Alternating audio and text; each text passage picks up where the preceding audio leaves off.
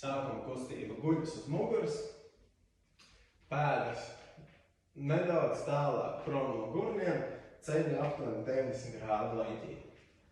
Rokas brīvi sānis un celsimies gurnu tiltiņā un lēnām laižamies lejā ar taisnu augšdaļu, pieskaramies grīdai un atkal ceļamies augšā. Lēnām vienmērīgi, cik augstu vien iespējams ceļamies, lēnām stingri augšā.